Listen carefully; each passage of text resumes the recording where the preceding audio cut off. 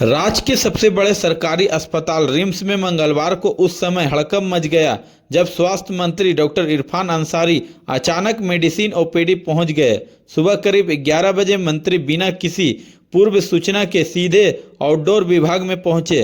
वहां मरीज की लंबी लाइन देखकर उन्होंने तुरंत खुद ही मरीज को बुलाया और फिर एक एक कर उनकी समस्या सुनी।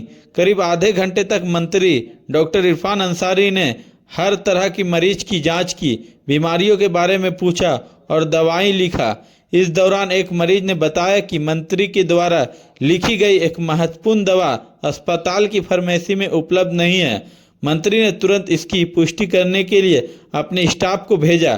कुछ ही मिनट में जानकारी मिली कि जो दवा उन्होंने लिखी है वह अस्पताल के स्टॉक में कई दिनों से नहीं है। ये सुनते ही मंत्री का मिजाज बिगड़ गया। मौके पर मौजूद रिम्स डायरेक्टर डॉक्टर राजकुमार और अधीक्षक डॉक्टर हिरेंद्र बिरुआ को उन्होंने कड़े शब्द में फटकार लगाई। मंत्री ने अधिकारियों से कहा कि ये सब क्या चल रहा है, मरीज को दवा नहीं मिलेगी तो वो कहाँ जाएंगे। हमारी सरकार की छवि खराब हो रही है। आपकी जिम्मेदारी है कि जरूरत की सभी दवाएं स्टॉक में रहें। मरीज को परेशानी बिल्कुल बर्दाश्त नहीं की जाएगी। ये भी निर्देश दिया कि फार्मेसी में रोजाना दवाओं की उपलब्ध की जांच की जाए। किसी भी दवा के स्टॉक खत्म होते ही तुरंत खरीद प्रक्रिया शुरू की जाए। मंत्री ने ओपीडी परिसर और दवा काउंटर का निरीक्षण किया। जगह जगह पर गंदगी देखकर उन्होंने असंतोष जताया और सफाई व्यवस्था सुधारने का निर्देश दिया। सुविधाओं की कमी किसी भी हालत में स्वीकार नहीं की जाएगी। उन्होंने कहा कि रिम्स में जैसे सुपर स्पेशलिस्ट अस्पताल में मूलभूत की सुविधा की कमी किसी भी हालत में स्वीकार नहीं की जाएगी। औचक निरीक्षण के दौरान कई मरीजों ने मंत्री से अपनी समस्या भी बताई। वही डिग्री है मेडिसिन का, हम सर्जरी में तो नहीं बैठ सकते। ऐसे तो हम सबको जानकारी तो सबका है, लेकिन हम मेडिसिन में ही बैठेंगे। लेकिन देखिए, बैठने का मकसद यही है कि मैसेज देना है हमको कि हम बहुत सख्त हैं। आप मरीजों का इलाज कीजिए, बेहतर से बेहतर इलाज दीजिए, इलाज कीजिए, और पत्रकारों का भी इलाज कीजिए। क्या सर, आज आप ओपीडी में थे तो वहाँ पे डॉक्टर्स के पास रोस्टर नहीं था कौन सी मेडिसिन है फार्मेसी में, कैसे दूर करेंगे इसको? डॉक्टर्स को मालूम ही नहीं है कौन सी मेडिसिन है अवेलेबल उनके पास। कोई लिस्ट उनके पास दिया जाए या ये देखिए, ये आप लोग तो बात है, मैं भी वही बताना है। तो जब मैंने संज्ञान ले लिया तो आप चिंता मत कीजिए, तो कार्रवाई भी। कब सिर्फ की बात बोल पहली बार अभी आप देखिए खुला है। अच्छा नहीं, अभी आप देखिए क्या, एक बार डॉक्टर साहब मैं बता रहा हूँ। देखिए, मैंने राज्य के सभी जो एक्सपायरी मेडिसिन है, हमने सख्त निर्देश दिया उसको। अगर हमको 6 महीना आसपास या एक्सपायरी दवाई मिल जाएगा तो हम कार्रवाई करेंगे। ऐसा धारा लगाएंगे दोबारा तो कोई दुकान नहीं खोल पाओगे। तो मेरे डर से दवाई फेंक दे रहा है। अब फेंक रहा तो उसमें भी चिकित्सक लापरवाही, बताइए। ये तो शाबाशी मिलना चाहिए मंत्री को, वो ना चला के कोई मीडिया चला दे रहा है कि लापरवाही बरत। अरे भाई, क्या ऐसा कर रहे हो यार? तो हम गलत पिलवाते हैं। जितना भी दवाई फेंका अभी, और नहीं फेंका दवाई तो दवाई दुकान में फेंकवा देते हैं। क्या बात करते हो यार? तो इसमें लापरवाही कहाँ है? ये तो अच्छी बात है।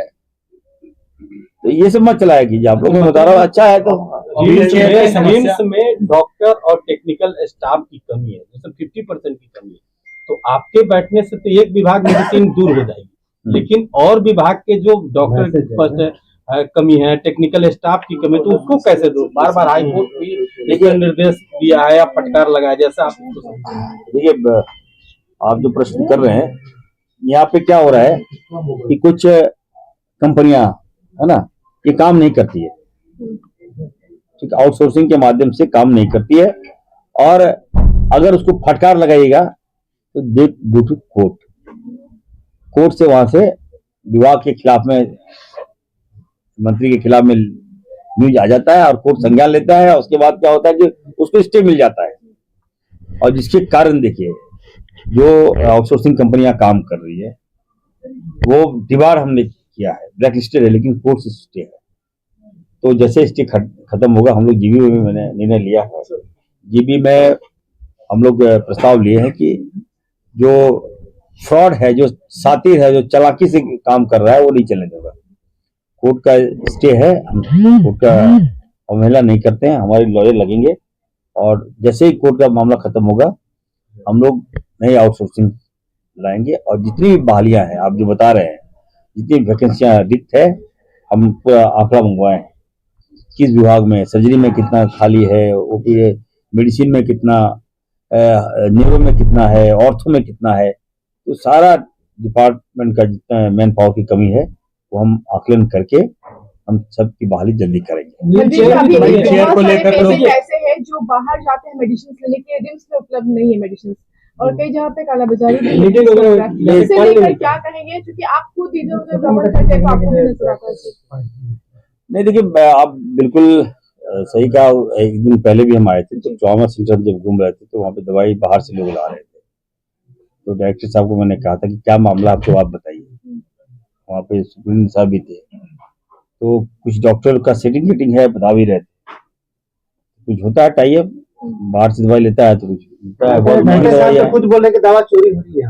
हाँ तो उसको नकल कसेंगे, जांच करवा रहे हैं उसकी, जो पिछली भी मान लीजिए जब आए थे उसके बाद आप लोगों को पता है मैं खुद जाके कुछ पर्चे हम लोगों ने लिखा भी फिर तो कुछ चीजों में जांच की, कुछ जो चीजें भरी पड़ी थी स्टोर में वो भी तो या तो वो इंचार्ज इन्वेंट नहीं कर रही, ये भी कमी हो सकती है, या वो दवाएं कहीं से जा रही हैं तो उसका जांच करवा रहे हैं, उसको कार्रवाई। व्हील चेयर की समस्या जो बता रहे हैं, एम्बुलेंस वाली कंपनी भी सर आप लोग कह रहे हैं कि उसे लेटर देंगे, कार्रवाई होगी, लेकिन देखिए व्हील चेयर के बारे में जो आपने बताया, व्हील चेयर जो है वो मूव करता है।